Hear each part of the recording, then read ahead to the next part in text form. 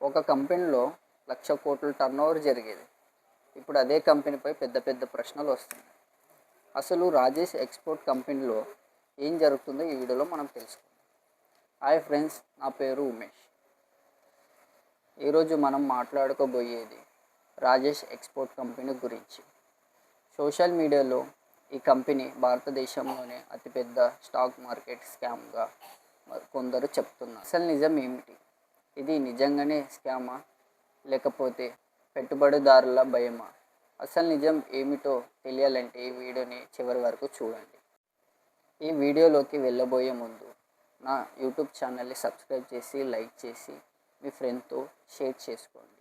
అయితే మనం వీడియోలోకి వెళ్ళిపోదాం. రాజేష్ ఎక్స్పోర్ట్ కంపెనీ అనేది భారతదేశంలోనే ప్రముఖ గోల్డ్ రిఫైనింగ్ మరియు జ్యువెలరీ ఎగుమతి సంస్థ.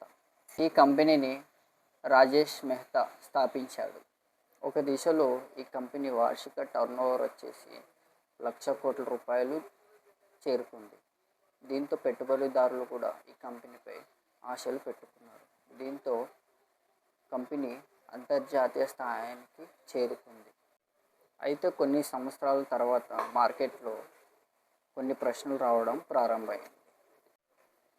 మొదటి ప్రశ్న, ఇంత పెద్ద టర్నోవర్ ఉన్న కంపెనీ లాభాలు ఎందుకు తక్కువగా ఉన్నాయి? రెండో ప్రశ్న, కంపెనీ వద్ద భారీ క్యాష్ రిజర్వ్స్ ఉన్నాయని చెప్తుంటే అవి ఎలా ఉపయోగిస్తారనే విషయంలో స్పష్టత లేదని మరికొందరు విశ్లేషకులు అభిప్రాయపడుతున్నారు.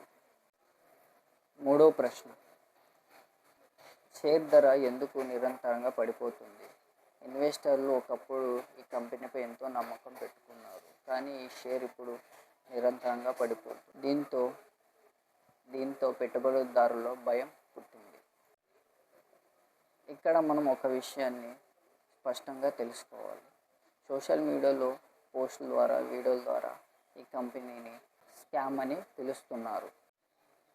కానీ ఇప్పటి వరకు అధికారంగా భారత నియంత్రణ ప్రకారం ఈ కంపెనీ భారతదేశంలో అతిపెద్ద స్టాక్ మార్కెట్ స్కామ్గా ఇంకా ప్రకటించబడలేదు. అయితే సోషల్ మీడియాలో వస్తున్న ప్రతి వార్త నిజం అవ్వాల్సిన అవసరం లేదు. అందుకే ఇన్వెస్టర్లు తమ సొంత రీసెర్చ్ ప్రకారం ఇన్వెస్ట్మెంట్ చేయడమే బెస్ట్ అని నా అభిప్రాయం. అయితే మనం ఇప్పుడు ఒక ముఖ్యమైన విషయం తెలుసుకుందాం. రాజేష్ ఎక్స్పోర్ట్ కంపెనీ భారతదేశంలోనే ప్రముఖ గోల్డ్ ఎక్స్పోర్ట్ కంపెనీలో ఒకటి. కానీ తాజాగా సెబీ కంపెనీ రెవెన్యూ లెక్కల్లో భారీ తేడాలున్నాయని అనుమానం వ్యక్తం చేసింది. కొన్ని నివేదికల ప్రకారం 15 లక్షల కోట్ల పైగా లెక్కల్లో సమస్యలున్నాయని ఆరోపణలు వచ్చాయి. దీంతో కంపెనీ షేర్లు భారీ పతనాన్ని చూసింది. అయితే రాజేష్ ఎక్స్పోర్ట్ మరియు దాని వ్యవస్థాపకుడు రాజేష్ మెహతా ఈ విషయాలను పూర్తిగా ఖండించాడు.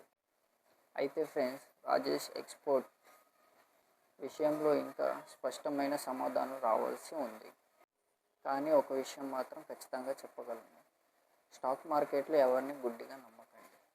మీ సొంత రీసెర్చ్ ప్రకారమే మీ ఇన్వెస్ట్మెంట్ని కొనసాగించండి అని నా అభిప్రాయం. ఈ వీడియో మీకు నచ్చినట్లయితే లైక్ చేయండి.